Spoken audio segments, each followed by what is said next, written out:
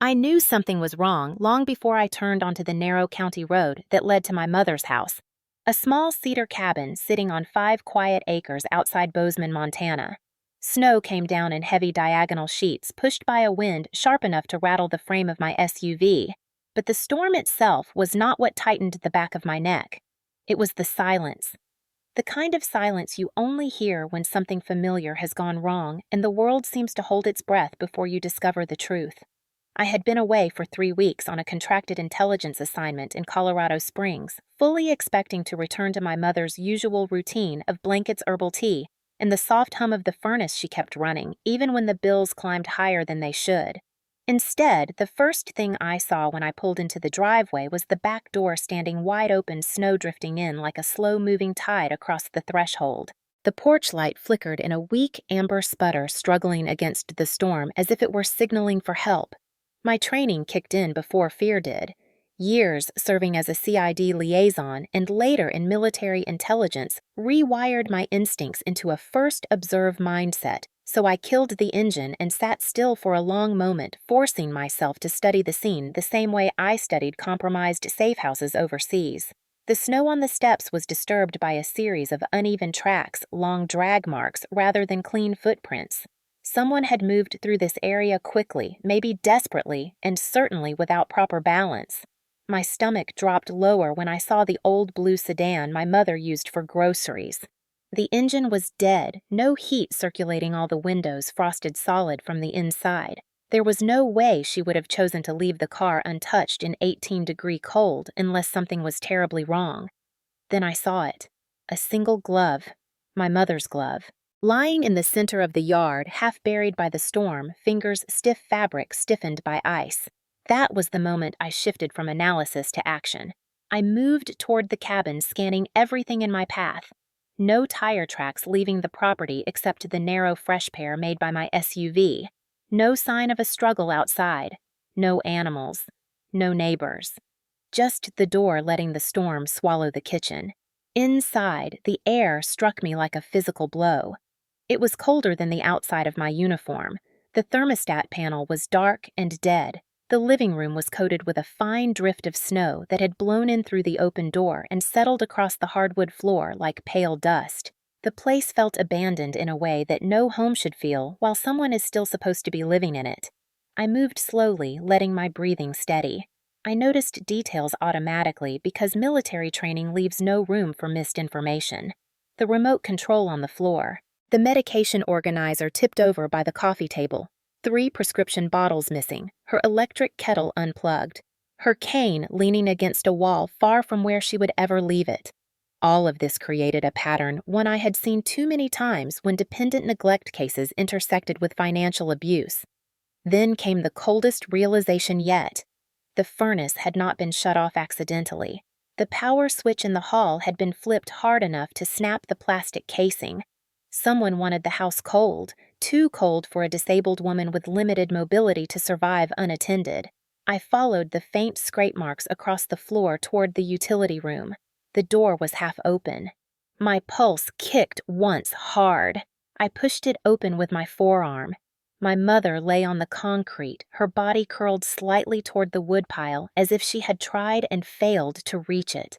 Her breath came out in thin, fragile clouds that broke apart before reaching her lips. Her skin was icy. Her eyes barely opened when I knelt. For an instant, everything around me blurred into the kind of tunnel vision I had fought overseas, the kind that comes when your mind rejects what your eyes are showing you. Then training snapped me back. I checked her airway and breathing, positioned her carefully, and started basic CPR support while calling 911 with my free hand. My voice stayed level, but inside my chest, everything felt like cracking ice.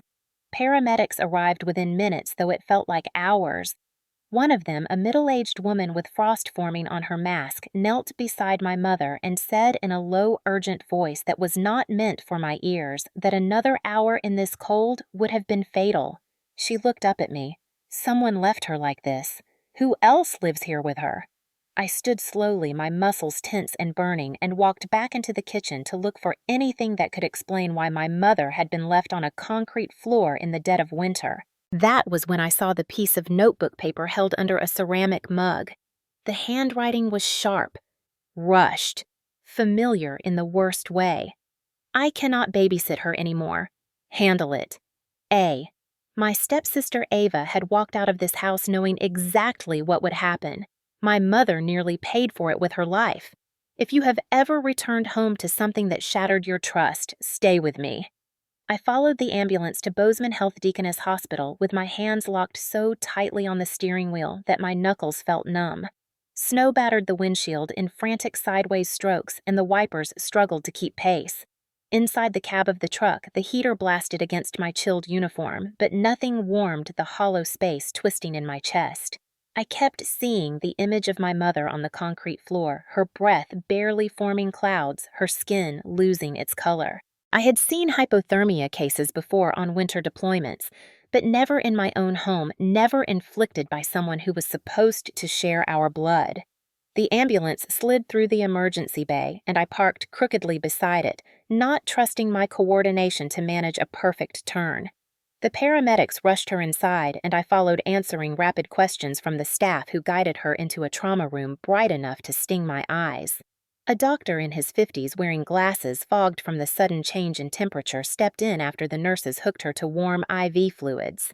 He asked me to wait in the hallway while they stabilized her core temperature. I stood there listening to the steady electronic beeps, each one a reminder that she was alive, but only barely. After what felt like an entire season passing, he returned and motioned me toward a consultation alcove. His voice carried the heavy weight of someone used to delivering difficult truths. Your mother's injuries are not consistent with a fall. She has no acute trauma, no head wound, no broken bones, no signs of slipping on ice. What she does have is advanced hypothermia, severe dehydration, medication irregularities that suggest she missed at least 2 days of her prescriptions. His gaze sharpened. Someone left her alone without heat or care for an extended period. This did not happen in an hour. This is neglect. Serious neglect. I absorbed the words like blows, each one sinking into me with a familiar military dullness that came when adrenaline met reality. Neglect. Not an accident. Not a misunderstanding. Not a moment of chaos. Someone had chosen to leave her, and I knew exactly who. Ava. The memory of her voice drifted back with a clarity that made my skin crawl. Harper, you worry too much. She is fine. She just needs someone responsible. I can handle everything if you just focus on your career. Then the small comments she made during holidays. You never send enough money. She needs supervision. I am doing all the work. And last winter, the message she asked my mother to sign. A temporary guardianship authorization. Convenient. Short. Typed in language far more polished than Ava ever used. I remembered my mother's trembling hands as she told me she felt pressured. She had called me that night, whispering so softly I could barely hear her. I do not want her controlling my life, Harper. I do not know why she keeps insisting. But Ava always had a way of manipulating the atmosphere until she appeared essential. She convinced neighbors to call her if they could not reach my mother. She controlled the grocery list. She took over the mailbox. She kept the checkbook. According to my mother's physical therapist, she often answered the door for my mother's appointments and occasionally canceled them without explanation. I used to think it was incompetence or overstepping. Now I saw the truth clearly. It was groundwork, control disguised as caretaking. The doctor walked me back to my mother's room once she had stabilized. Her cheeks were slowly regaining color, and a warm air blanket draped over her body like a protective cocoon. I pressed her hand gently. She did not wake, but her pulse felt stronger. I whispered a quiet promise to her before stepping out into the main corridor where I let the soldier in me take over. Emotion would not help her right now. Investigation would. I drove back to the house before sunrise, the storm easing, but the cold deepening into the kind of temperature that turned breath brittle. The porch light had finally died. The house interior felt even colder than before, as if absence had seeped into the walls overnight. I walked directly to the small security closet by the laundry room. My mother had always been meticulous about keeping her security cameras running, even though half the systems were outdated. She claimed the beeps comforted her. I opened the panel expecting a tangle of old wiring. Instead, I found a clean, sharp cut through the main cable that fed both exterior cameras. The edges were crisp, almost polished, not ripped, not frayed, precise. My breath hitched for a moment. I had seen cuts like that on deployment when dealing with hostile breaching tools, tactical wire cutters, military grade, or at least purchased by someone who knew what they were doing. I crouched beside the panel. The angle of the cut told another truth. Whoever did this knew where the blind spot was. They had approached from the eastern side of the house where the motion light had been broken for months. They knew the layout. They knew the timing of the furnace. They knew exactly how long it would take a disabled woman to freeze in an unheated home buried under a Montana storm. This was not impatience, not frustration, not someone storming out after an argument. This was planned, methodical, intentional. I moved through each room, matching the details to the patterns I had learned throughout my military career. Oversight and chaos looked one way, malice looked another. What I saw in that house was not chaos, it was malice. And as the weak morning light crept across the living room floor, highlighting the tracks we left during the rescue, I felt something familiar gather inside me. The same sharpened focus that settled in my chest back when missions shifted from routine to compromised. Whether Ava acted alone or with someone else, I did not know. But she had left a trail, and I was going to follow it. Because this was no longer a family issue or a misunderstanding or a moment of carelessness. This was a deliberate act that nearly killed my mother, and there would be consequences. I sat in my truck outside my mother's cabin as the morning hardened into a dull Montana gray, the kind that settled over the land like a warning. My breath clouded the air inside the cab as I scrolled through the photos I had taken the cut camera line, the overturned medication organizer, the shattered thermostat switched the drag marks across the snow leading toward the back door, and finally the note Ava left behind. I cannot babysit her anymore. Handle it. A. That last image stayed on my screen longer than the others. Babysit.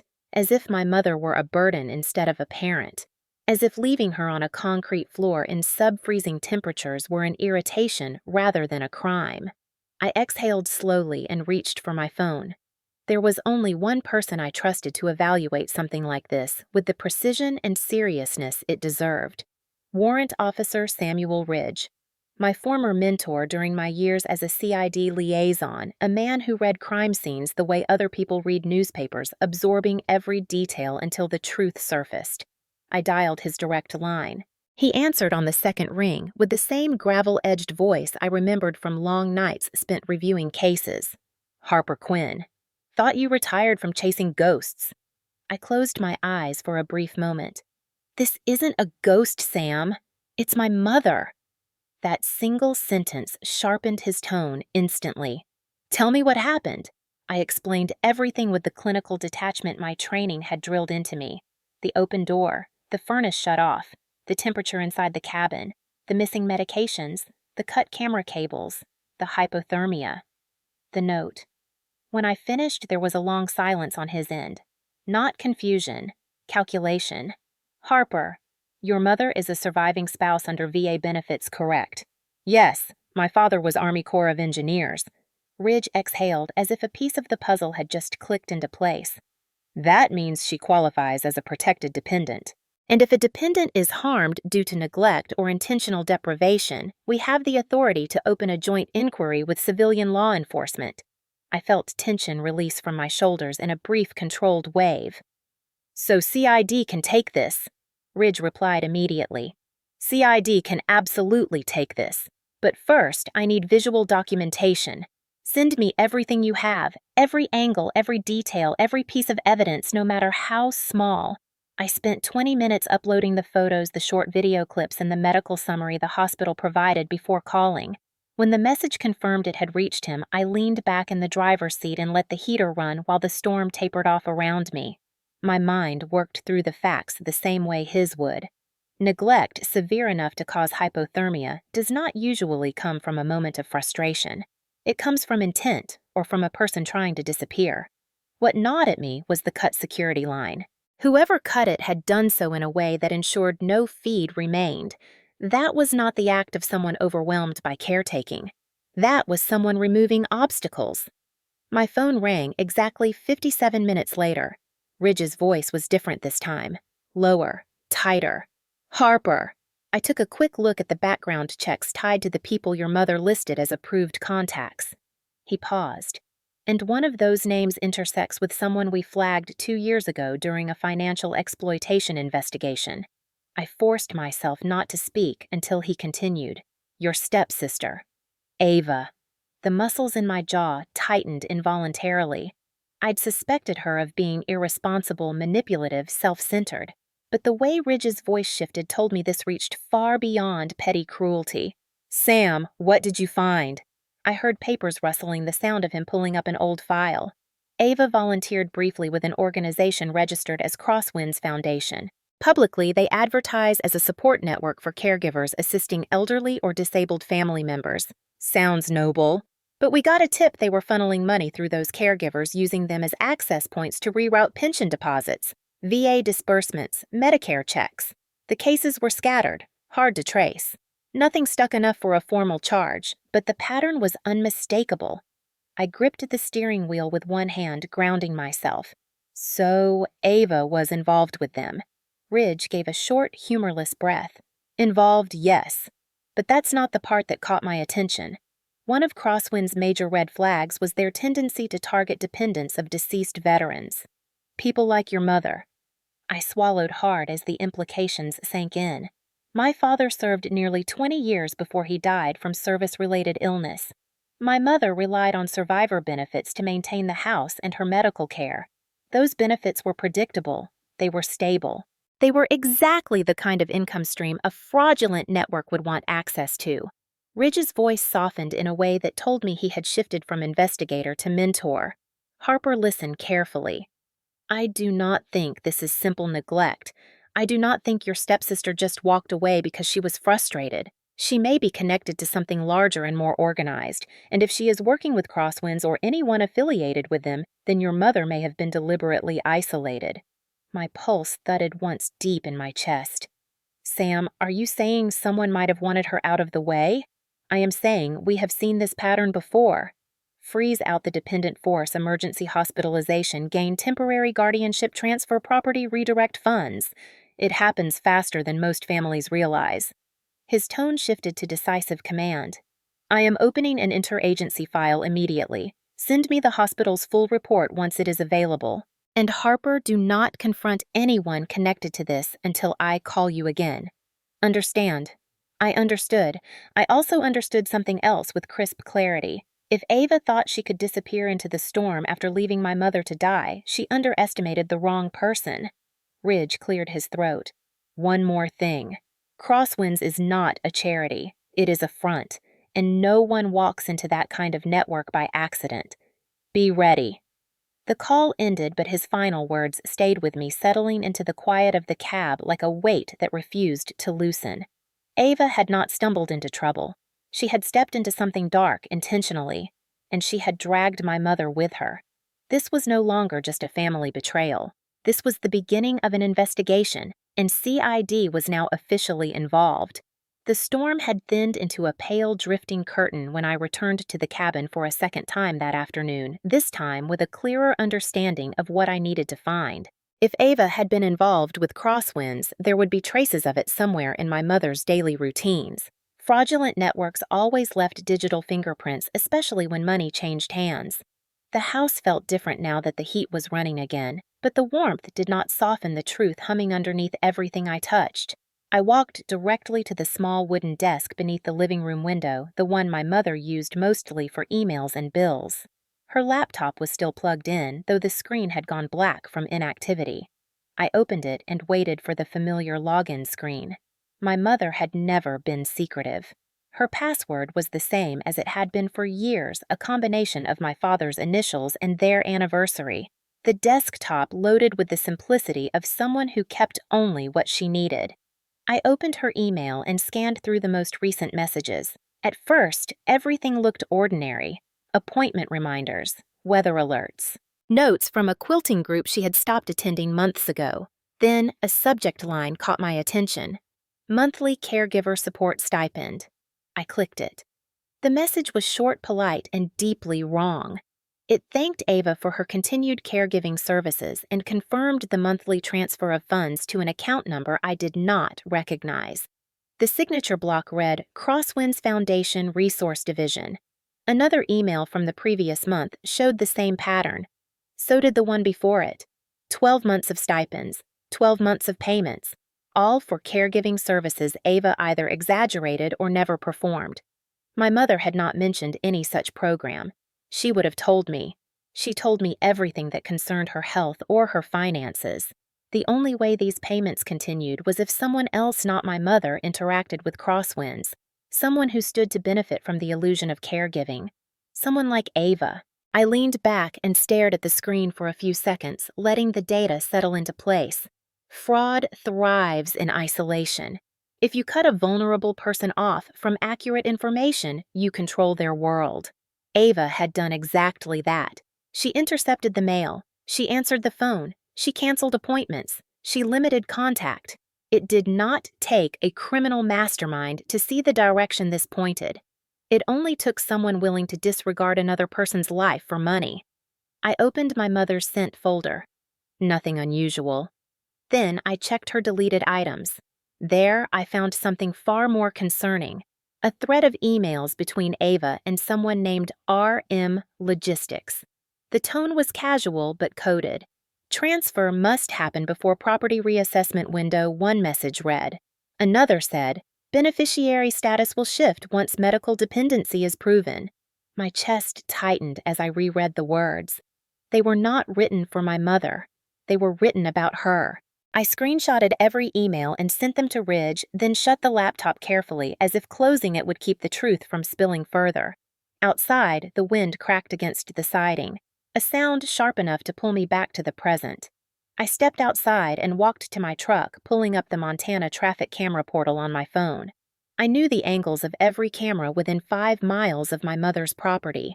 Years of helping neighbors analyze footage for petty crime made the system familiar. I searched the timestamp from the night before, and there it was. A grainy but clear clip from the county road that passed our driveway. A dark SUV too new for Ava to afford on her own pulled out of the lane at 2:47 a.m. The passenger door opened briefly. A figure climbed inside. Ava. After she closed the door, the SUV rolled forward. The plate number flashed perfectly as the headlights from a snowplow illuminated the frame. I paused the video, saved it, entered the plate into the public lookup system. Registered to Western Timber Holdings, a company address listed in Cody, Wyoming. When I cross-checked the business registration, my pulse thrummed with recognition. Western Timber Holdings was a shell company flagged by several watchdog groups for suspected involvement in Medicare and VA benefit diversion schemes, Crosswinds Foundation, shell companies, stipend payments, emails discussing property reassessment windows, and now Ava leaving at nearly 3 a.m. with a driver tied to a fraudulent network. I sat still inside the silence of the truck and let the entire picture align. Ava did not just abandon my mother out of frustration. She abandoned her because she believed she no longer needed to maintain the illusion of caregiving. The stipend had already been paid. The benefits were still flowing.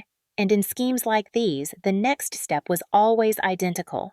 Establish dependency, create crisis, force hospitalization, claim guardianship, transfer assets. It was clean, cruel, efficient. And if my mother had died on that concrete floor, the process would have been even easier. I closed my eyes for a moment. A slow, controlled inhale, a slower exhale. The kind I learned during briefing rooms before missions shifted from uncertain to hazardous. My phone buzzed. A message from Ridge. Confirmed Crosswinds connection. Do not assume she acted alone. Wyoming tag has prior flags. High concern level. Will call soon. High concern level. That phrase rarely appeared in casual CID communication. It meant organized activity. It meant multiple actors. It meant the situation was bigger than anything I had initially imagined. I looked back at the cabin where my mother had nearly lost her life. I thought of her hands trembling when she told me Ava pressured her to sign documents she did not understand. I thought of Ava's exaggerated frustrations during holiday dinners. I thought of the note she left behind. Handle it. A. And for the first time since discovering my mother on the floor, the fear that had been tightening inside me transformed into something colder and sharper. Determination. If Ava had stepped into a network that preyed on vulnerable families, then she had stepped into the path of someone trained to unravel networks. I started the truck, because this was no longer just a betrayal. This was the work of a larger force, and I was going to expose every piece of it. By the time I left my mother's cabin again, the winter light had faded into that muted blue that Montana wears in late afternoon, the kind that stretches shadows across the snow until everything looks like a quiet warning. I drove toward town with a single destination in mind: Ava's apartment. If she had walked into something dangerous or orchestrated something dangerous, the answers would be there. People who vanish rarely do so cleanly. The roads were slick, packed with icy grooves left by morning plows. My tires hummed steadily as I crossed the bridge over the frozen river and continued toward the small apartment complex where Ava had been living for the past year. A beige two-story building tucked behind a grocery store with metal staircases that creaked every winter and mailboxes that always looked one snowstorm away from collapsing. Her unit was on the second floor. I parked under a flickering street lamp, pulled up my hood, and climbed the stairs. The hallway was silent. A draft slipped under someone's door and bled into the corridor like a thin ribbon of cold air. When I reached Ava's unit, something struck me immediately. The door was unlocked. I pushed it open slowly and stepped inside. The space was gutted, completely. The couch gone, the lamp gone, the dishes gone, even the rugs gone. Not the typical leftovers of a person who left in a hurry, but the scrubbed absence of someone who had prepared to disappear. Only the outlines remained where furniture had once pressed into the carpet. The air smelled faintly of cleaning solution, the industrial kind, used to erase fingerprints and time. I kept my hands tucked in my coat pockets and moved carefully through the apartment. The kitchen cabinets were empty, except for a torn paper towel roll. The bedroom closet gaped open bare, except for two plastic hangers twisting lazily in the draft. In the bathroom, the mirror had been wiped to a streak-free shine and the shower curtain was missing. Whoever cleaned this place had done so with precision. Too much precision. I walked back into the living room and studied the floor. There was one thing cleaners never truly erased: pressure marks. When someone packs in a hurry, they drag boxes. Dragging leaves arcs and indentations. Sure enough, faint curved patterns bent across the carpet, almost invisible unless you trained your eyes to catch them. They led from the bedroom to the front door. Someone had hauled multiple containers out within the past 12 hours. Ava did not pack light. She did not leave behind sentimental items. She did not forget. She vanished intentionally. A soft creak came from the hallway. I stepped back and turned. A neighbor, a man in his late 60s wearing a Broncos sweatshirt and slippers, stood in the doorway holding a bag of trash. His eyebrows lifted in faint recognition. "You're Harper Wright, Ava's sister."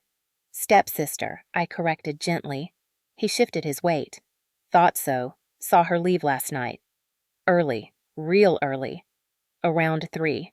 My pulse sharpened. She was alone. The man shook his head. "Nah. Dark SUV pulled up. Big one. Out-of-state plates. Couldn't see the driver, but he was in a heavy coat. Tall. She got in fast. Seemed nervous. Door barely shut before they drove off." I thanked him and he left with a slow nod, descending the stairs with a stiffness that suggested he had been waiting for someone to ask about it. I stepped back inside and made myself examine the apartment one last time. My instincts told me there was still something here, something she had missed or discarded. Criminals and cowards always left scraps behind. It took 15 minutes of searching through drawers under the sink behind the refrigerator before I found it. A stack of torn papers stuffed behind the water heater, probably dropped there in Ava's haste. I pulled them out carefully. The first page stopped me cold. A guardianship transfer document, not filed, not signed by a court, but filled out. My mother's personal information typed neatly. Ava listed as the petitioner. Boxes checked claiming my mother was medically dependent, unable to make rational decisions requiring immediate custodial oversight. The signature line for my mother was blank, though my heart lurched when I noticed faint pressure marks attempted forging or pressure transfer from another page. The second document was worse, a deed transfer draft. My mother's property listed in full, several legal clauses, a signature line with the same pressure indentation pattern, and a notary block with a name I did not recognize but one that carried the unmistakable watermark of a fake seal, the kind used by networks who specialize in fraudulent asset transfers. I sat back on my heels, the papers trembling slightly in my hands. It was no longer speculation. Ava had not only been positioning herself to take control of the house, she had prepared documents to transfer ownership outright. If my mother had died, Ava could have moved quickly faster than probate, relying on forged paperwork to push assets through a shell organization before any family member realized what happened. This was not caregiving. It was extraction. Systematic, cold, intentional. I laid each document flat on the floor and photographed them from multiple angles using my phone. Front, back, close-up of the false seal, watermark distortions, pressure impressions. Everything that could help CID analyze the forged materials. Then I scanned the apartment again for electronics, tablets, old laptops, backup drives. Nothing. Either she destroyed them or took them. I left the unit and walked down the stairs, the weight of the discovery pressing against my sternum like a heavy plate.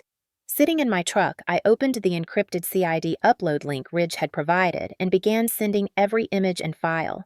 When the transmission completed, I waited. 10 minutes passed. 15. Then my phone lit up with Ridge's name. His voice came through low and controlled the way it always did when he was reviewing evidence that shifted a case from concerning to severe. Harper, those documents are not amateur. I did not speak. He continued. The seal on the guardianship form belongs to a counterfeit set we traced last year to a group operating out of Wyoming tied to fraudulent asset recovery schemes targeting elderly dependents. The deed transfer draft uses identical formatting to a cluster of forged documents we found during a joint operation with federal partners, and the pressure markings suggest an attempt to match your mother's signature using a lightbox. A slow burn spread across my chest, anger mixing with something colder. So this is not just Ava making reckless choices. Ridge gave a quiet, definitive answer. No, it is not. This is professional-level forgery. Someone coached her. Someone supplied the templates. Someone intended for this to move fast once the medical crisis was established. He paused. Harper, this is now classified as organized exploitation. We are officially elevating the case. I looked at the empty apartment one last time before starting the engine. Ava had run because she knew what she had done. She had run because someone else was pulling strings, and now CID knew it too. Whatever network she had stepped into, whatever promises they made her, whatever lies she believed, none of it mattered anymore. The evidence was clear. She had put my mother's life at risk for money. She had tried to erase everything my parents built, and she had not acted alone. As the truck rolled toward the icy highway that led back to Bozeman, I tightened my hands around the steering wheel. The investigation was no longer just personal. It was strategic. Ava had lit the fuse, and the explosion was coming. The highway between Bozeman and Cody cut through long stretches of winter silence, the kind of empty land that forced a person to confront their thoughts, whether they wanted to or not. Snow blew across the asphalt in thin, shifting ribbons, and the Absaroka Range loomed ahead like a jagged shadow rising from the earth. I had followed the plate number from the traffic footage to a shell company address registered in Cody, Wyoming. Shell companies rarely communicated truth in their paperwork, but their physical roots often exposed them. Cody was small enough, remote enough, and close enough to Yellowstone to offer cover for the kind of quiet activity that exploitation networks preferred. As I crossed the state line, my mind worked through everything Ridge had told me about crosswinds and their suspected connections. Their patterns fit neatly into what we used to call elder extraction pipelines during interagency briefings. The phrase described schemes operating through multiple fronts, one to isolate the dependent one to assume guardianship, one to transfer assets, and one to disappear the money behind legal smokescreens. It always sounded clinical in case reports, but nothing about it felt clinical now. It felt personal. I entered Cody just after dusk. The streets were slick with packed snow, and storefront windows glowed with warm yellow light that did nothing to soften the cold. I drove toward a small roadside motel on the western edge of town, a place known for being quiet, inexpensive, and private. Ridge had told me the shell company's vehicles had been seen near this area before. If Ava's SUV ended up here, someone might have seen who was with her. The motel lobby was warm, smelling faintly of coffee and old pine cleaner. A man in his late 40s with close-cropped gray hair stood behind the counter sorting keys onto a metal ring. His stance caught my attention immediately. Upright, observant, balanced with the quiet discipline I recognized from soldiers long retired but never fully untrained. His left forearm carried a faint discoloration of ink, a tattoo mostly concealed beneath his sleeve but enough visible for me to identify the style. It belonged to a small, irregular unit that operated overseas years ago, a group fractured after allegations of fraud and unauthorized operations. I approached with steady steps. "Evening." He lifted his eyes. "Evening. Need a room or information?" His tone suggested he already knew it was the latter. "Both," I answered. I set my driver's license and a credit card on the counter, giving him time to examine me before I asked anything else. People with military backgrounds always measured one another before engaging. Once he completed the check-in process, he slid the room key across the counter. "Long drive to Cody," he said casually, watching my reaction. "Most folks do not come this way unless they're passing through or looking for someone." The opening was deliberate. I did not overplay it. "I am trying to locate a woman who may have stayed here recently, possibly with a man. They left Montana early this morning." He studied me, his gaze narrowing slightly. "You law enforcement." I held his stare. "Former military, family situation. I am trying to keep someone safe." For a moment he weighed my answer. Then he nodded once. "All right. Describe them." I pulled up the frame from the Montana traffic camera showing Ava climbing into the SUV. He examined the image, focusing not on her, but on the blurred silhouette of the driver. His face did not change, but his jaw tightened. "I saw him. Yesterday. Checked in for one night, then left before sunrise." The SUV pulled around the back lot. The woman stayed in the room for maybe 10 minutes while he spoke on the phone outside. "You hear anything?" Unavoidably, he said. "The walls are thin." He was irritated. Mentioned needing signatures. Mentioned switching the window before reassessment. Mentioned someone being useless. My stomach dropped slightly at the wording. The motel manager continued. "He also said something about crosswinds. That name I have heard before, usually attached to trouble." That confirmed more than I expected. I lowered my voice. "Did you notice anything else about the man?" The manager hesitated, then tugged his sleeve up an inch. The tattoo I had glimpsed earlier matched the outline I now saw clearly. A unit crest long since disbanded its former members scattered into various fields, some legitimate, some not. The man Ava had left with carried a similar marking on his right hand. "I recognized it," the manager said quietly. I did not say anything. Folks find themselves in all sorts of arrangements. But when I saw him, I remembered a briefing from years back about how that group had been involved in an investigation they avoided by dissolving before arrest warrants were formalized. Fraud, property schemes, false claims. Sound familiar? Too familiar. People like that did not drift into caregiving circles by coincidence. They infiltrated them for profit. I asked which room they used. He gave me the number with a caution. "They checked out, but be careful. That man is not the type to take chances or forgive being followed."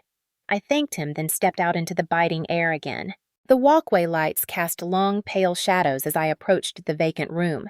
I did not expect to find personal items left behind. People fleeing pressure rarely left identifiable objects. What I looked for were traces. The room smelled faintly of cigarette smoke and industrial detergent. The trash bin was empty, but the liner was new, suggesting it had been replaced hurriedly. The bedspread was wrinkled on only one side. The desk drawer contained a single item, a folded brochure for Crosswinds Foundation. I held it between two fingers. No contact information printed, no email, no address. Just a mission statement dripping in vague humanitarian language. I photographed it and slipped it into my pocket. When I stood in the center of the room and closed my eyes, a pattern emerged.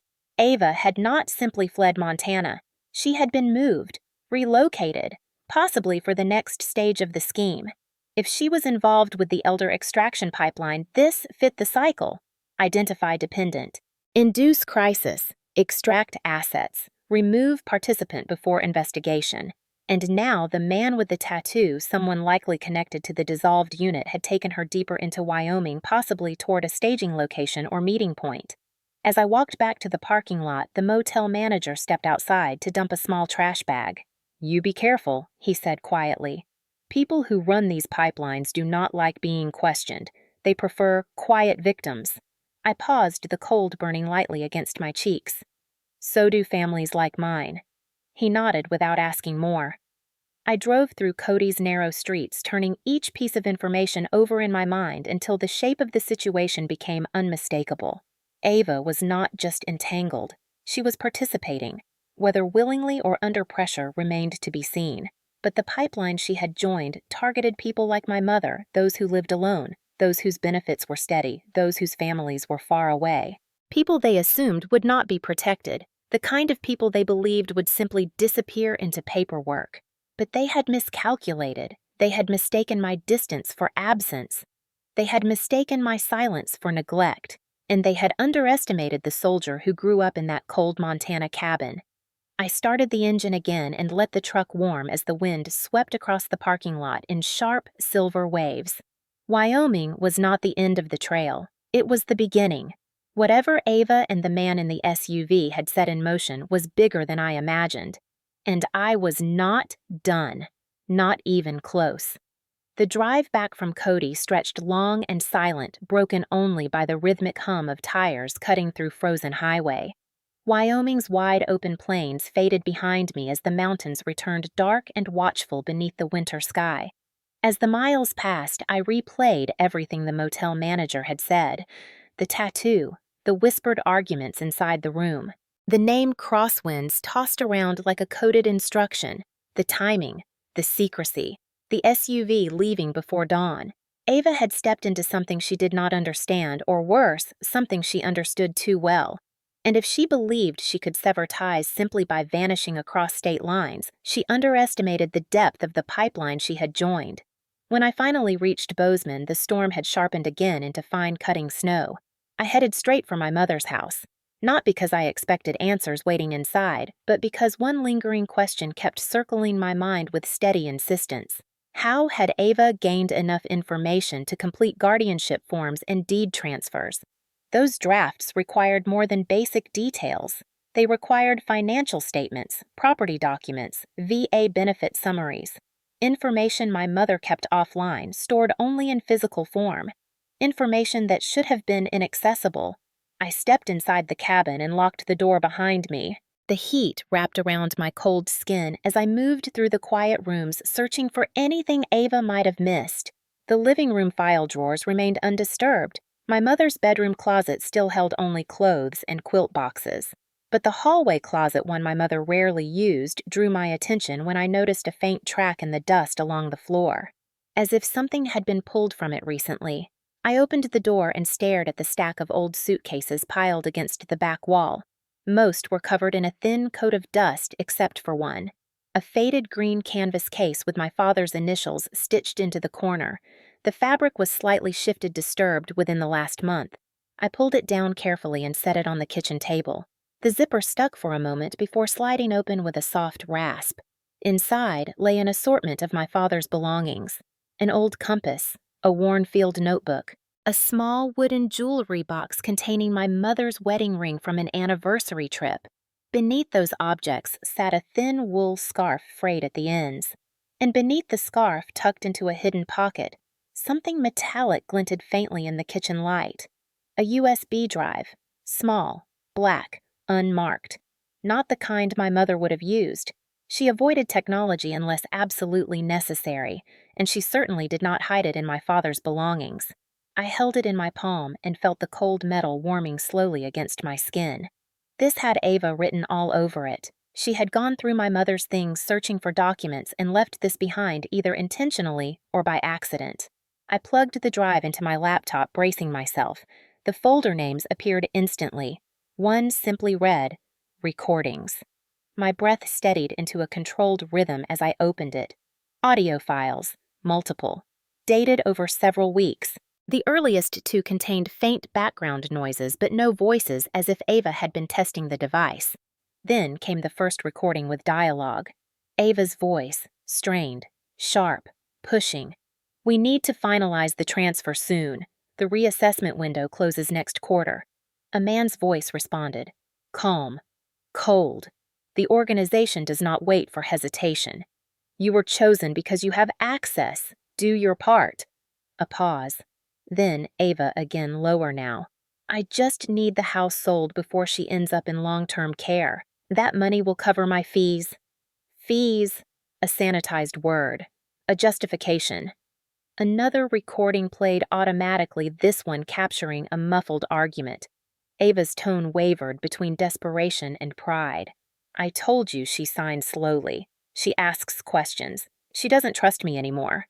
The man laughed, a quiet, dangerous sound. "Then make her dependent. The colder the situation, the faster the court moves." I froze. Dependent. Court. Cold. The implications formed a jagged shape in my stomach. This was coordinated. Ava had not simply made a selfish choice. She had followed guidance. General instructions, perhaps, but instructions nonetheless. And the recording was not finished. The man continued. "Once you sell the property, the funds will route through Crosswinds temporarily. Think of it as an entry fee, a small price to pay. We will handle the rest." Ava whispered something I could barely hear, but I caught the last words. "I just want my share." I ended the playback and sat still, my fingers curled slightly around the edge of the table. A share. My sister had nearly killed our mother for a share. Not inheritance, not grief twisted into poor judgment, pure profit. And she was willing to pay fees into a fraudulent foundation in exchange for access to our family home. The recordings were damning, more incriminating than anything I had found so far. They revealed not only motive but method, a script, a system, a pipeline, and they placed Ava directly inside the machinery. I opened the final audio file in the folder. The recording clicked on mid-conversation. The man's tone held an edge, this time a warning. "If she refuses to sign, you cannot stall. Others are waiting." Ava took a shaky breath. "Then what do I do?" A long exhale. Then the man said exactly what I feared. "A medical emergency shifts everything. It grants you authority. It grants us time. Destroy the cameras. Control the environment. Let the crisis happen. The rest will follow." The rest: hypothermia, hospitalization, guardianship, asset transfer, extraction. I closed the laptop slowly and let the silence settle. Outside, the wind whistled faintly against the cabin siding, a reminder of just how close my mother had come to becoming a statistic in a pipeline designed to erase people. I reached for my phone and immediately dialed Ridge. He answered on the first ring. "Report Quinn." I kept my voice steady but firm. "I found a USB, hidden in my father's old suitcase. It contains multiple audio recordings." He interrupted gently. "Are they relevant?" "They are incriminating, and they reference Crosswinds explicitly." There was a beat of quiet. Then Ridge replied with a tone that belonged in briefing rooms before major operations. "Upload everything to the secure channel. Now! We are elevating this to federal coordination." I connected the drive and sent each file through the encrypted link Ridge provided earlier. When the last file finished loading, my phone buzzed again. Ridge's voice was urgent but controlled. "The FBI Elder Fraud Task Force has been looped in. They've been watching Crosswinds for months but lacked direct connective evidence. What you found changes the scope entirely." He paused. "Quinn, your mother was targeted by an organized exploitation network, and your stepsister assisted them." I stared at the dark window, reflecting my own expression back at me sharper and colder than I remembered. "What happens next?" Ridge let out a slow breath. "Now we hunt. The task force will trace the financial trails. CID will handle the fraudulent guardianship angle. And you, Harper, need to prepare yourself. Because networks like this do not collapse quietly." I closed the laptop, the USB still warm from use. The cabin around me felt different now. Not the home I grew up in, but the center of a battlefield disguised as a family betrayal. The truth had expanded far beyond Ava's poor choices. This was a system built to exploit the vulnerable, and now that we had evidence, the system would fight back. But so would I. By the time CID and the FBI task force began dissecting the recordings, I was already moving again. Ava was out there with the man from Cody, and every hour that passed tightened whatever leash Crosswinds still had around her. Desperation made people reckless, and reckless people made deadly mistakes. Ridge sent me a location ping from a burner phone Ava had used 2 nights earlier. The signal had bounced off a rural tower between Gardner and the northern gate of Yellowstone. Sparse terrain, seasonal cabins, limited visibility, perfect for someone trying to disappear without truly understanding how. I followed the winding mountain road as daylight thinned into a bruised purple dusk. Snow clung to the pines in heavy white layers. The deeper I drove, the more isolated everything became, until the nearest sign of civilization was only the distant hum of wind cutting across the ridgeline. Finally, at the foot of a narrow trail branching from the main road, I saw it a small rental cabin with a metal chimney barely visible through the trees. No cars, no lights. Just the faint shadow of movement against the curtained window. I parked far enough away to remain unseen and approached on foot, the snow muffling each step. Military training made it second nature. Approach from the blind side, keep a low profile, evaluate exits, calculate distance to cover. When I reached the corner of the cabin, I could hear muffled pacing inside. A voice, high, panicked. "Ava!" I positioned myself near the back door and knocked once, firm enough to startle, but not enough to push her into full hysteria. The door flew open. Her face appeared in the doorway. Eyes red, makeup, smeared hair tangled. She looked older, worn down in a way I had never seen. The moment she recognized me, her knees buckled slightly. "Harper." Her whisper trembled. "Oh, God. You found me." I stepped inside, quickly closed the door behind us. She stood in the center of the small room, shaking. I expected fear. I expected tears. What I did not expect was the first thing she said. "They will kill me if you don't help." Not an apology. Not a question about our mother. Not even acknowledgement of what she'd done. Her priority was survival, her own, not Mom's. I kept my posture controlled, my voice even. "Ava, Mom is in the hospital because of you." She flinched, but not with guilt. "With inconvenience. I didn't mean for it to get that bad. They told me it would just be enough to speed the process. They said it was normal." Normal. Leaving a woman out in 18-degree weather to force legal authority was not normal. It was predatory.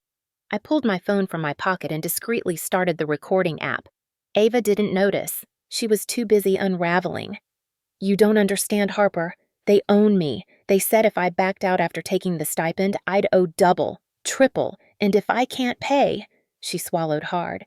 "People disappear for less." Her voice cracked and she began pacing again, wringing her hands. I tried to steer her back. Why Mom? Why target her? Ava's breath hitched, but not from remorse. She had none, because her VA benefits were steady and the house had equity. "You think Crosswinds wants charity cases? They want profit. And She sank onto the edge of the bed, fingers gripping the blanket. "I wanted out. I thought if I helped them once, they'd leave me alone. I thought I'd get my cut and be done."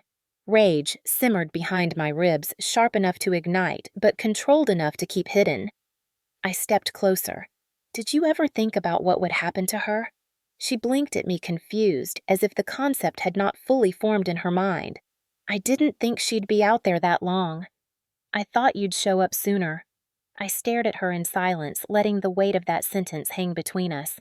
In her mind, I existed not as a daughter, but as a failsafe, a cleanup crew, someone to absorb consequences.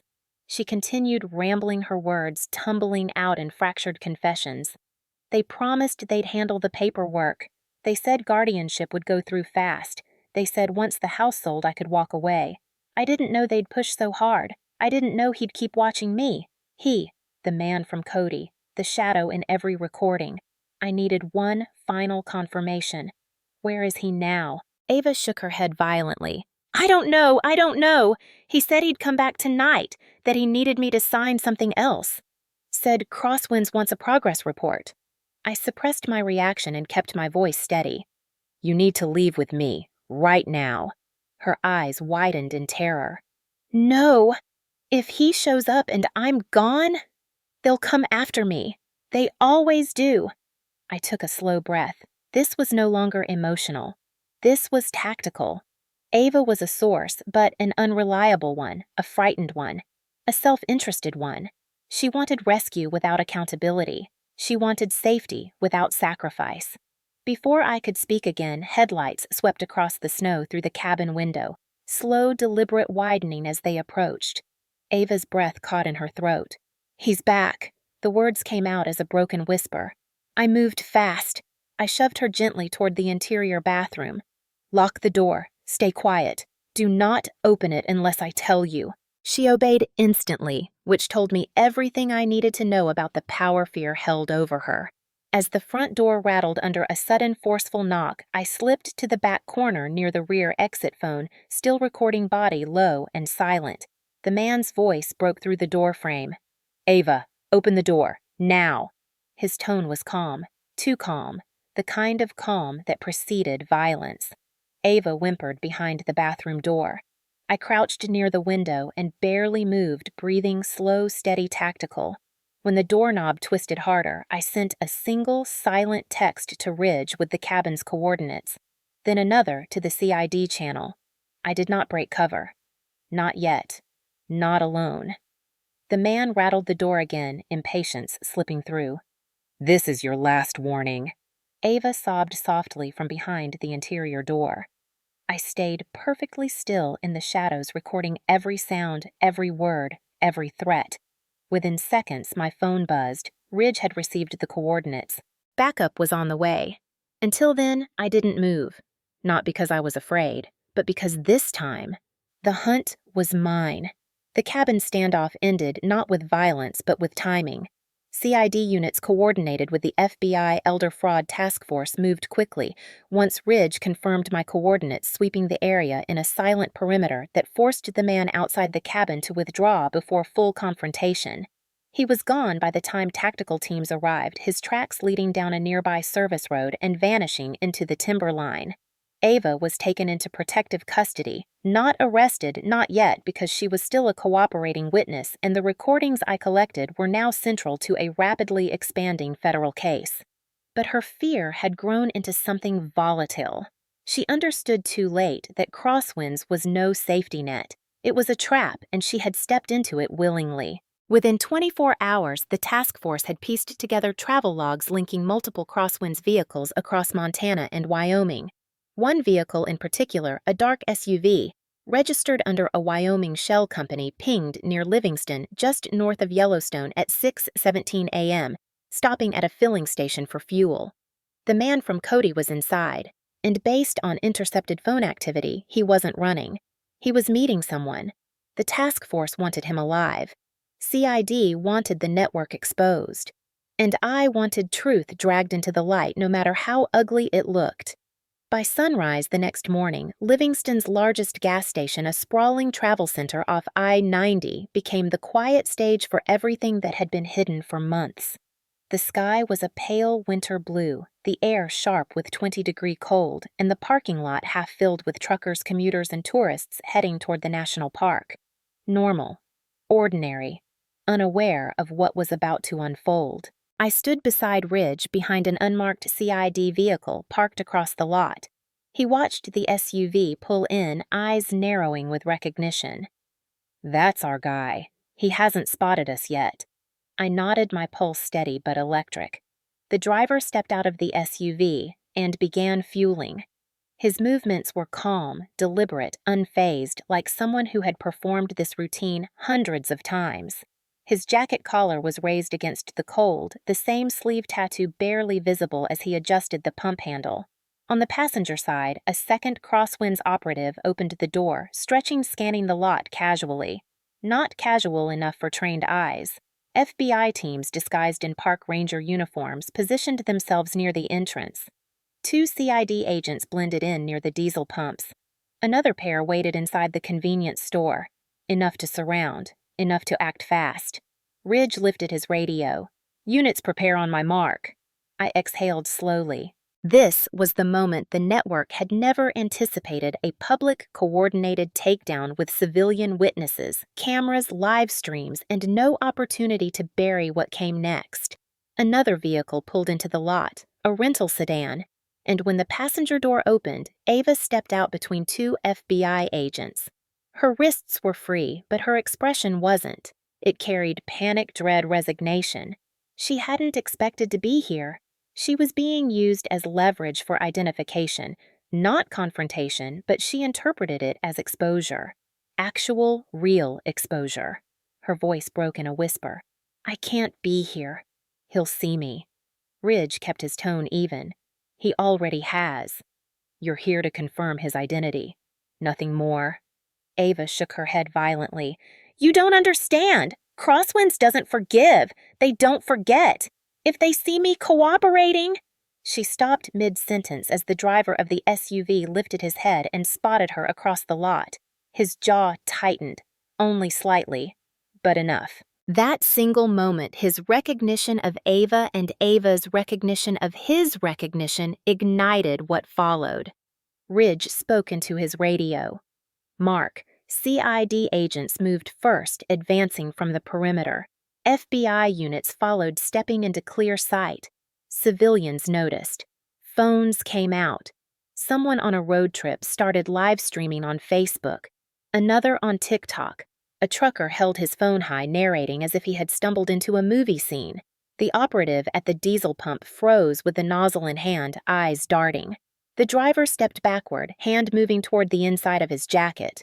CID yelled commands hands where we can see them drop everything, do not reach. The man hesitated. Then he glanced again at Ava, and the decision hardened across his face. He reached. Fast, but not fast enough. Agents closed in from both sides, disarming him in seconds and forcing him to the ground. The task force detained the second operative almost simultaneously, securing the SUV's doors and placing both men in restraints. The live stream commentary exploded into excitement. Holy crap, someone's getting arrested at the Exxon! I think these guys are feds. Dude, they surrounded that SUV like wolves. Another voice chimed in. They got guns drawn. Oh God, this is real. I stepped out from behind the CID vehicle standing beside Ava as the arrests unfolded. She was trembling, pale, shocked by the speed, the force, the certainty of what she had helped unleash. And then, like a fuse burning into detonation, she snapped. It wasn't supposed to go public. Her scream cracked through the cold air, high and furious. It wasn't supposed to go public. Every phone turned toward her. Every live stream viewer heard it. Every bystander recorded it. Ava's panic had just become confession, confirmation. She covered her face with her hands, her shoulders shaking uncontrollably. People stared, confused, unsettled. Why would someone shout that unless they were involved? Ridge stepped forward, giving me space to move beside her. I didn't touch her. I didn't comfort her. I didn't offer anything. Instead, I simply stood there, calm, still, steady, watching her unravel next to me while the truth she helped create finally stepped out into daylight. The driver, pinned against the asphalt, lifted his head long enough to glare at Ava with pure venom. So this is your loyalty. Ava staggered backward. I didn't mean for any of this. Harper, please. Her voice broke. But whatever she was about to say died when she saw my expression. I wasn't angry. Anger was too soft for what she deserved. My expression was colder, cleaner, more precise. The look I had worn in interrogation tents overseas. The look soldiers wore when truth and consequence finally collided. Phone cameras captured everything. Ava collapsing into herself. The Crosswinds operatives restrained on the pavement. The coordinated sweep of CID and FBI across a crowded public gas station. And me standing a few steps away, silent, unflinching eyes like steel cutting through smoke. Someone whispered behind me. That's the daughter of the woman in the hospital, another voice replied. And that must be the sister who left her out in the cold. The live stream chat overflowed. She abandoned her disabled mother. Unbelievable. Don't mess with a veteran's family. This is justice. Ridge approached quietly. Quinn, you ready? I nodded once. This was the moment Crosswinds never expected. Public, documented, recorded from 20 different angles, and every second of it was admissible. Ava stood trembling, staring at me like I was the executioner rather than the daughter she betrayed. I didn't say a word to her. I didn't need to. She understood finally that the world now knew everything she had tried to keep in the shadows, and the shadows were gone. All that remained was consequence. The public exposure had begun.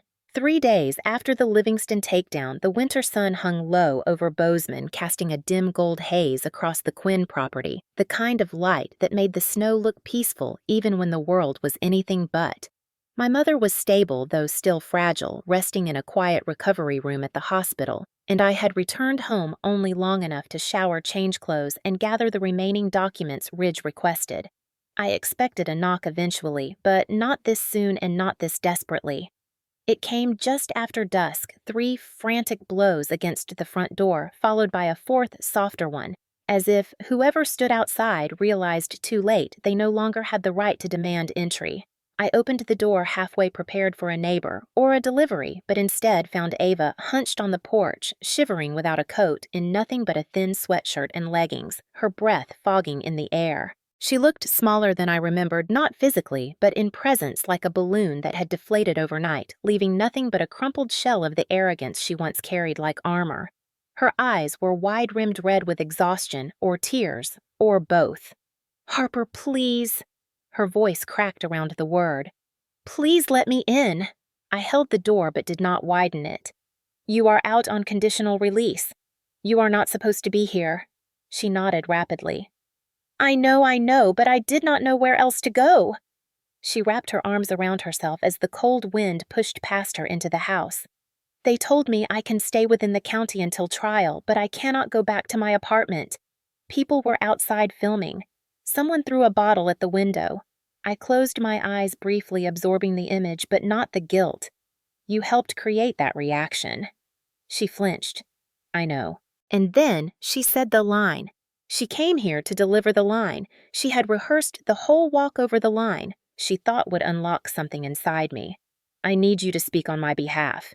You know the system. You know CID. You know how prosecutions work." Her voice trembled, growing higher. "I am begging you, Harper.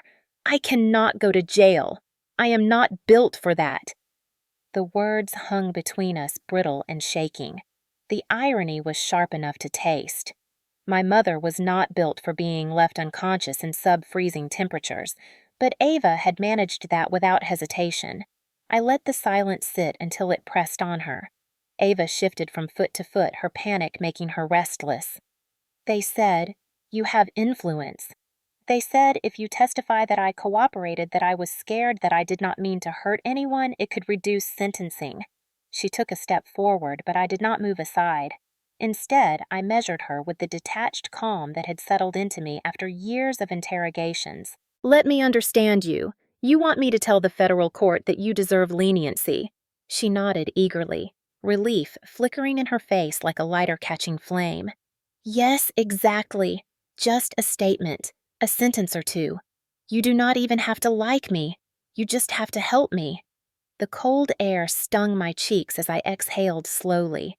Ava, for the first time in her life, was not performing. She was unraveling. She wiped her face with her sleeve, smearing mascara across her skin. "I swear I did not mean for your mom to be hurt. I never thought she would collapse.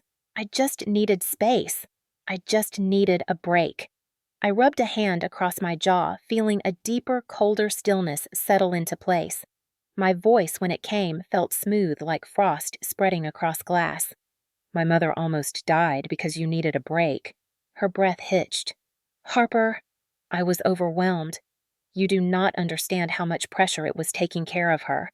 She leaned closer, eyes pleading, searching for softness in my expression. "You know what it is like carrying responsibility. We are the same in that way." I almost laughed, chronic disbelief twisting inside me. "We are nothing alike." Ava swallowed hard.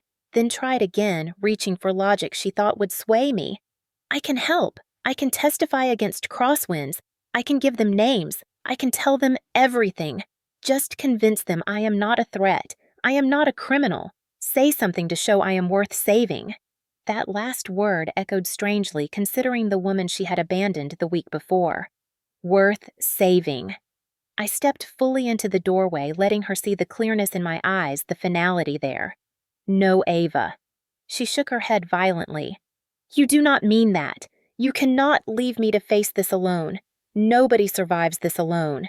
My tone turned even colder. My mother faced 18-degree temperatures alone. You left her there. You walked away, and you thought I would be the one to protect you from the consequences. She opened her mouth, but no sound came out. Instead, a thin tear traced her cheek as the reality finally settled in deep. So, you will not speak for me. No, you will not help me. No, you are condemning me. You condemned yourself. Her face crumpled, the last fragments of entitlement draining from her expression, leaving only panic and disbelief. She took one broken step backward, her breath trembling in the cold night air, then another. Harper, please, do not let them destroy me. I held the door steady, my gaze unflinching. You destroyed yourself the moment you walked out that door and left my mother in the cold. A long beat passed. Wind stirred snow across the steps. Somewhere down the street a dog barked. Ava wrapped her arms around her body, shrinking further into herself. Is this what you call justice? I let the words land before answering. No, this is accountability. Her lips trembled as another tear slipped free. I am scared. Good. Fear is the one thing that might finally teach you something. I began closing the door. Harper, she whispered. Please. But the door shut with a quiet final click, sealing her outside in the cold she had once condemned my mother to. Ava stared for a moment, disbelieving, then finally turned and walked down the frozen steps, disappearing into the night. I locked the deadbolt. I did not look back. And for the first time since this ordeal began, I felt the smallest, sharpest edge of balance returning to the world. The morning after Ava appeared at my door, I drove straight to the CID field office in Helena, the sky still dark, the mountains etched in faint silver as dawn tried to push its way through the winter haze. There was no hesitation left in me, no pause, no second guessing, only a steady pulse of purpose guiding every mile of highway beneath my wheels.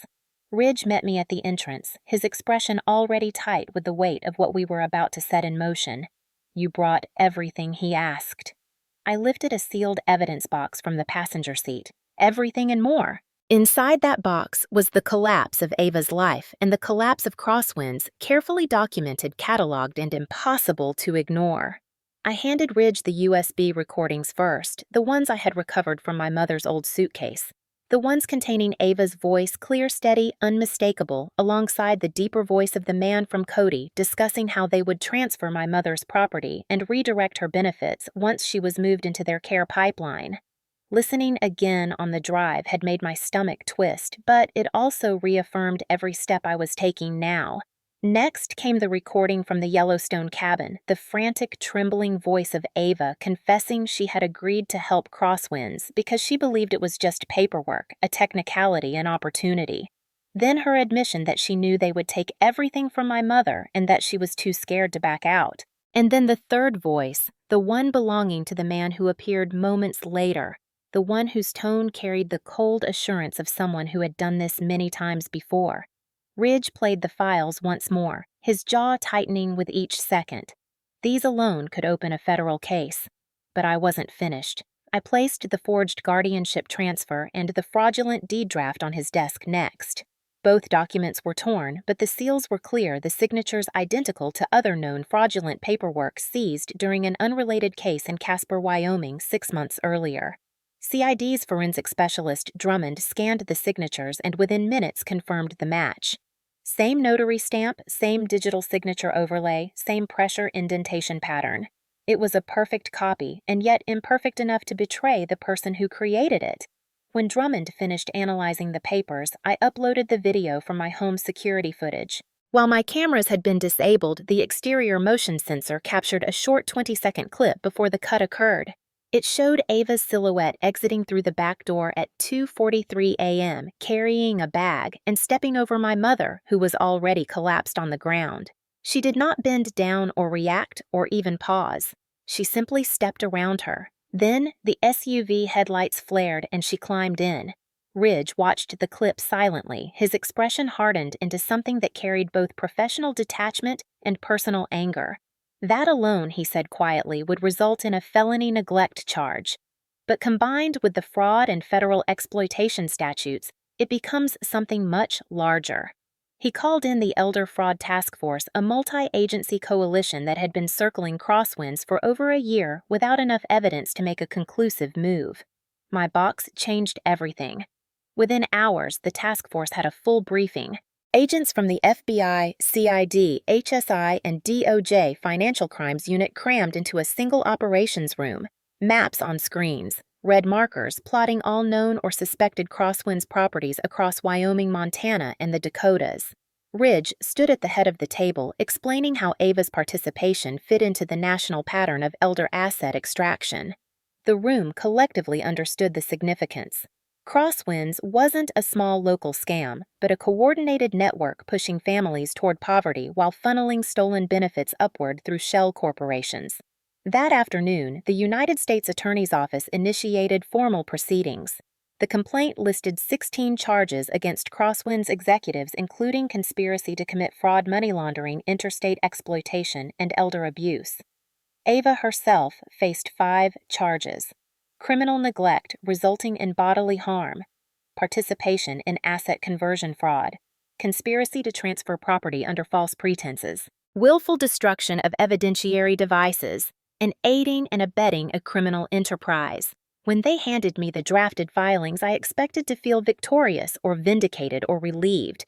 Instead, I felt something quieter and deeper, something closer to completion. This wasn't revenge, not really. It was correction. A rebalancing, something that would prevent other families from standing where I stood staring at the ground where someone they loved had collapsed because greed outweighed empathy. Over the next 4 days, agents executed 13 search warrants across 3 states.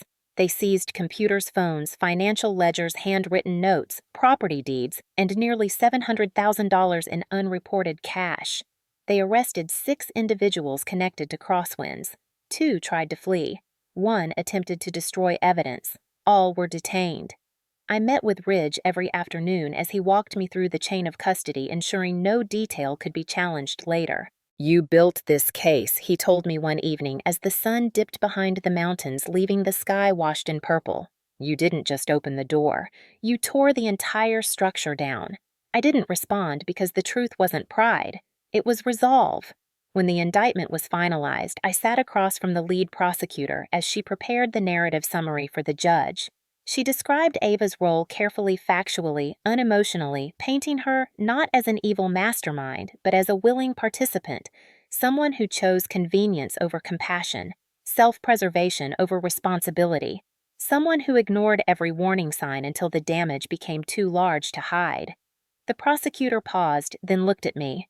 "Did you ever consider giving her another chance?" My answer came without hesitation. "No." The next morning, CID served Ava with the official indictment. She was at a county-supervised residence awaiting trial, her expression hollow as agents read her rights. She didn't look at me. I didn't expect her to. By then, justice had already begun unfolding, and she knew exactly where she stood within that process. In the weeks that followed, federal agents built the remaining structure of the case, Crosswinds collapsing under the weight of its own greed and under the relentless precision of the evidence I had delivered. It was clean, it was airtight, it was irreversible, and it was exactly what my mother deserved. The legal proceedings moved faster than anyone expected, faster even than Ridge predicted, and he had spent half his career watching federal cases crawl through the system like winter sap. But this case was different. It had weight. It had clarity. It had a level of public outrage that no agency wanted to ignore, especially after the Livingston takedown went viral across multiple platforms. By the time the indictment was unsealed, every major outlet in Montana had published some version of the same headline: Elder Fraud Network crumbles after daughter finds mother left in freezing temperatures. I never wanted to see my family's pain turned into a soundbite, but if it meant exposing the truth, I accepted it. In early April 2023, the preliminary hearing took place at the Gallatin County Courthouse, a square brick building that always looked too small for the severity of the cases it held. Inside the courtroom was packed.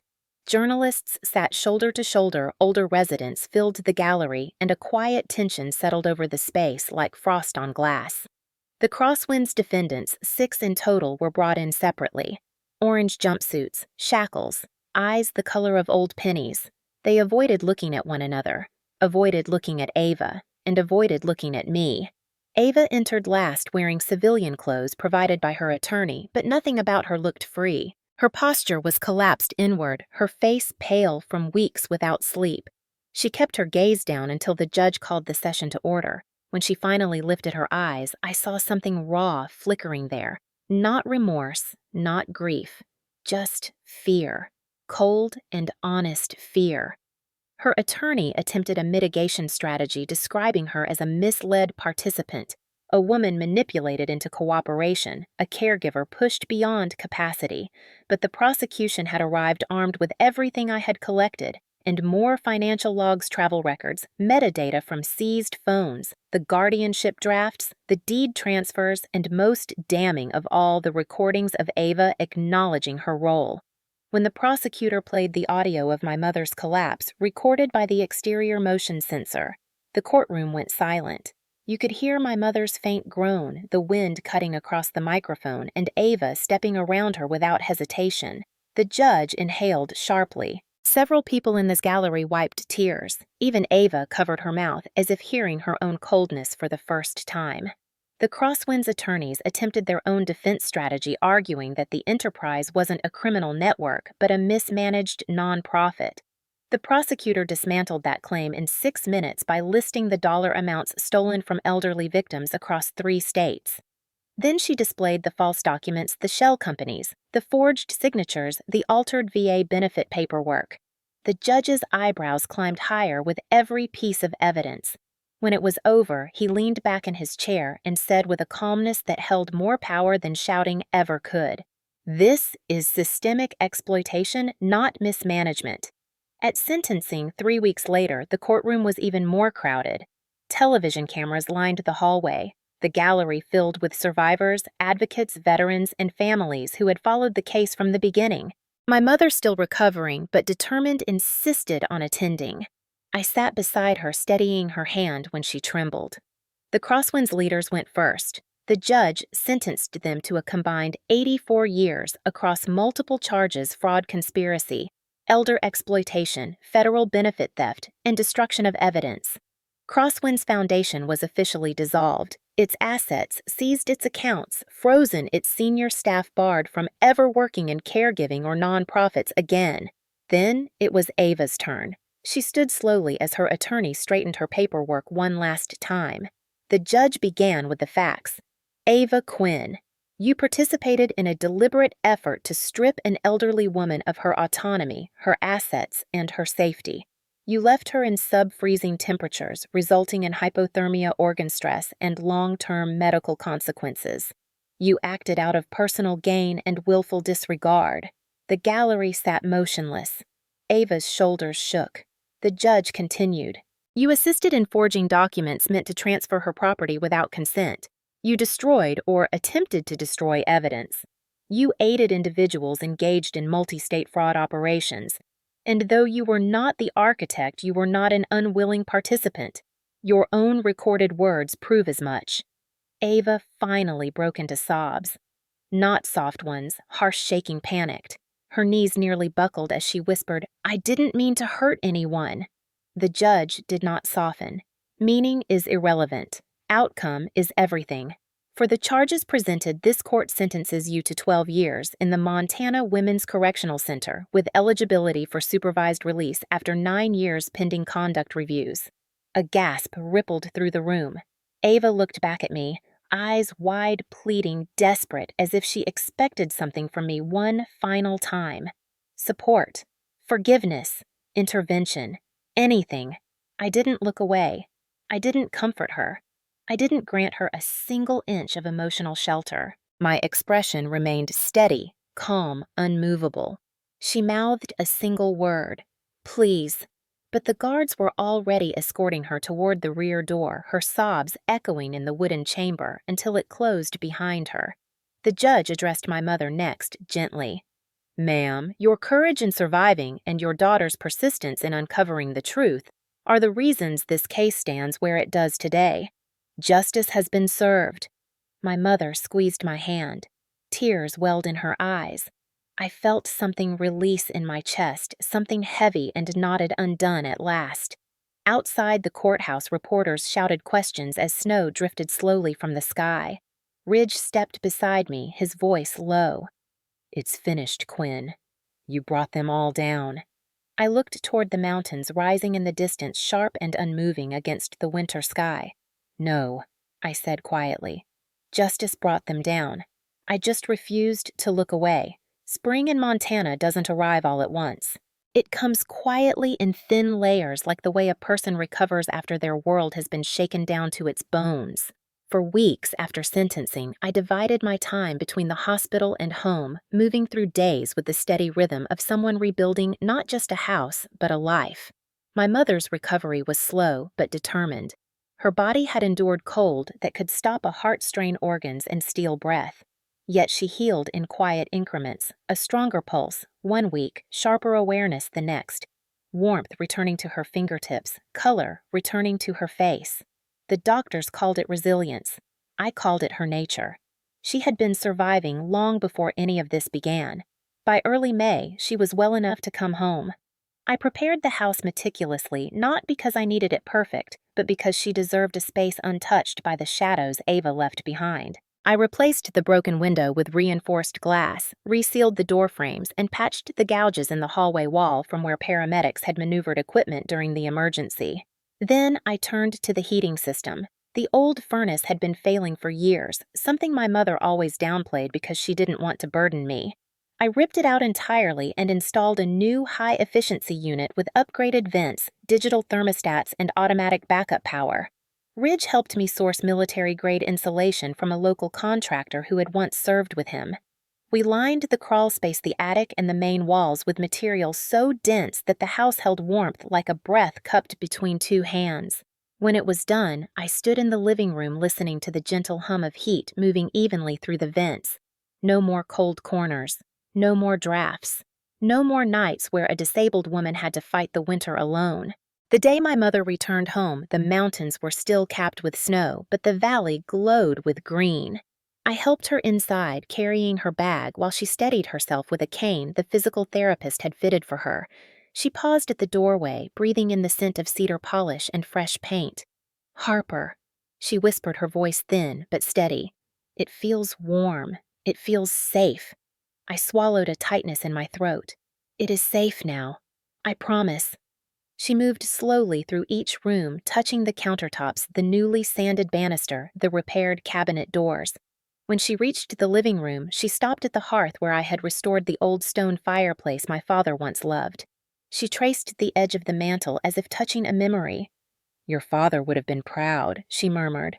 "You rebuilt this house the way he rebuilt engines with his bare hands. Gentle, but strong." I didn't trust myself to speak right away. Instead, I crouched beside the hearth laying kindling the way my father taught me when I was 9, stirring the fire with patience instead of force. As flames caught, I felt something loosen inside me, a knot I had carried since the night I found her collapsed in the cold. We settled into a routine. Mornings were quiet. I cooked breakfast oatmeal with honey or scrambled eggs, depending on what she could manage. She took her medications while I reviewed case updates from Ridge or read through VA paperwork to correct the damage Ava had done. Government systems moved slowly, but they moved. By summer, her benefits were fully reinstated, and the fraudulent transfers she'd been tricked into signing were officially voided. Afternoons were spent working on the garden behind the house, a small patch of earth that had gone uncared for since her health declined. We planted tomatoes, herbs, wildflowers. She sat in a reclining chair giving instructions while I did the digging. Sometimes she told stories about my father, stories she had never shared before, the kind people save until things are steady enough to hold them. Evenings were the most peaceful. We'd sit on the porch wrapped in quilts while the sun dipped behind the mountains, leaving streaks of orange and rose across the sky. The new heating system kept the house warm, even when dusk brought a chill to the air. My mother would sip tea. I kept watch on the road out of habit, though no threats remained. One night, as stars blinked awake above us, she spoke without looking at me. "You don't have to stay here forever, you know. You have your own life, your own service, your own path." I smiled faintly. "My service is here for now, with you." She reached for my hand, her grip weak but sure. "You saved me, Harper. Not just that night, through all of it." I shook my head. "You saved yourself too. You held on." She watched me for a long moment, her eyes softening in a way that made her look younger than the pain she'd carried. "You think strength is loud," she said quietly. "But sometimes it's quiet, like the way you rebuilt this home, like the way you sit beside me even when we don't speak, like the way you look at the mountains as if they're giving you orders." I laughed softly at that. Maybe they are. The truth was simpler, though. I stayed because I needed the healing as much as she did. I needed the rhythm of rebuilding something that had been broken. I needed the stillness after months of pursuit and conflict. I needed the reminder that justice was not just punishment, but prevention, ensuring my mother would never again face the cold alone. By autumn, the valley blazed gold. My mother could walk longer stretches with her cane, her balance steadier, her breaths stronger. She helped organize old family albums, labeling photographs and telling stories about my father's training days, his deployments, his stubbornness, his humor. One evening, as I tucked a wool blanket around her legs, she looked at me with a tenderness that made my chest ache. "You gave me my life back, Harper." I wanted to say she gave me mine too, but the words lodged behind emotion too deep to shape. Instead, I squeezed her hand and let silence speak for us both. Our world wasn't perfect. It wasn't untouched by betrayal or harm, but it was warm, safe, whole. And for the first time in a long time, we were healing together. By late October, the first hints of winter began brushing the edges of Montana again, thin, white dust settling on fence posts, frost gathering in the early mornings, and the smell of cold pine drifting across the valley. It was the kind of weather that once triggered something sharp inside me, a memory of a night filled with fear and urgency. But this time, the air felt different. Not threatening, not heavy, just quiet, just honest. I drove to Yellowstone the way my father and I used to when I was a teenager, before deployments, before responsibilities, before the weight of other people's decisions settled on my shoulders. The sky above the park stretched wide and clean, the kind of blue that only appears when temperatures drop below freezing. I parked near a ridge overlooking the Lamar Valley and began walking up the familiar slope, boots crunching on brittle grass. The wind carried the scent of snow long before flakes arrived, brushing strands of hair across my face. When I reached the top, I stopped, letting the world open beneath me. The land spread out in rolling waves of gold and silver, where the afternoon sun hit the frosted surface. Elk moved in slow, deliberate herds far below steam, rising in soft plumes from their breaths. A hawk circled high overhead, banking once before disappearing into the pale sky. For a long time, I didn't think. I just breathed. The silence here wasn't the tense stillness of surveillance or the fragile quiet of hospital rooms. It was full. Alive. It held space instead of taking it. I pulled my hands into my jacket pockets, feeling the fabric still warm from the drive. My father had once stood on this same ridge beside me, boots planted, wide arms crossed, watching the valley like he expected it to talk back. He wasn't a sentimental man, but he believed in moments that grounded you, moments that reminded you who you were when everything else felt too loud. "Protect the ones who can't protect themselves," he had said, looking straight ahead, not at me. That's the job, in uniform or out. At 16, I didn't understand the weight of those words. I thought he meant physical strength or stepping into a fight or shielding someone smaller. Now I understood he meant something far harder. He meant the quiet work, the emotional work, the work of standing between vulnerability and the people who preyed on it, the work of refusing to turn away. I closed my eyes as a gust of wind swept across the ridge, carrying with it memories both sharp and gentle. My mother's weak breath in the cold, Ava's panic at the gas station, Ridge's steady voice grounding each phase of the investigation, and the moment in the courtroom when the judge finally spoke the sentence that closed a door on everything that had hurt us. Justice had landed. It hadn't brought triumph. It hadn't brought celebration. It brought something quieter. Balance. With the valley stretching below me, I felt the knot that had lived in my chest for months loosen again, this time for good. I had spent so much of my life responding to crisis, moving from mission to mission, from threat to threat, that stillness felt foreign. But here on this ridge, surrounded by the unchanged rhythm of the land, it felt earned. I let the wind sting my face, a reminder that winter was returning, but I was not afraid of it anymore. The cold no longer symbolized danger or loss. It was just weather. It was just life continuing as it always had. My phone buzzed softly in my pocket, a message from my mother asking if I could pick up tea on the way home. The simplicity of it made my throat tighten. A normal request. A normal day. Something we had fought for without even realizing the full scope of what we were fighting against. I typed a quick reply, then looked back at the valley, at the endless stretch of earth my father once loved, and my mother now had a second chance to enjoy. Protect the ones who can't protect themselves. I whispered the words aloud, letting them drift into the wind. They didn't feel heavy anymore. They felt like guidance, like truth, like a promise I could carry without breaking under it. As the sun dipped lower, streaking the horizon in shades of amber and rose, I turned toward the trail leading back to my truck. My steps steady, the cold biting gently at my cheeks. Life wasn't perfect. It wasn't free from scars. But it was ours. And for the first time in a long time, I felt ready for whatever came next. If you've made it all the way to this moment with me standing at the edge of everything that nearly broke my family, then I want to ask you something straight from the heart. Have you ever watched someone betray the one person they should have protected? Not a stranger, not an acquaintance. Someone who shared your table, your holidays, your memories. Someone who should have stood guard, but instead walked away when it mattered most. If you have ever lived through that kind of heartbreak, that kind of shock, that kind of rupture you never saw coming, then this story isn't just mine. It's yours, too. I want to know how far stories like this travel. I want to know how many people across this country have carried silent battles inside their own homes, inside their own families. So if you're willing, comment your city. Let me see the map light up. Montana, Texas, Ohio, Florida, Washington, the Carolinas, all the places where people quietly fought to protect someone who couldn't protect themselves. You'd be surprised how often those battles go unseen, and how many of us are fighting the same ones in different zip codes. And if you've ever fought for a loved one when no one else believed you, when no one else stepped forward, when the system felt too slow or the world felt too cold, I want you to hear this clearly. You're not alone. Not in your fear, not in your anger, not in your determination, not in your hope. Maybe you've been the one who drove through a storm to check on someone. Maybe you've been the one who stayed awake through the night at a hospital bed. Maybe you've been the one who stood up in court and told the truth, even when your own family wished you'd stay quiet.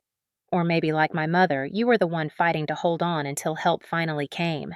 Whoever you were in that moment, you matter. Your story matters, and your courage matters whether anyone applauded it or not. If anything in this journey reminded you of your own, a betrayal, you survived a truth. You uncovered a fight you refused to walk away from. Feel free to share a piece of it in the comments if your heart is ready. You never know who you might help just by speaking up. There's strength in being heard. There's strength in being believed. And there's strength in knowing your experience isn't isolated in the dark. Thank you for being here. Thank you for listening. Thank you for walking through every cold night and every hard truth with me. And if you believe that courage, justice, and family, the real kind of family, still deserve a place in the stories we tell, you're welcome to stay. There are more stories ahead, more truths, more healing, more people who need reminding that even after the coldest winter warmth can return. You're not alone.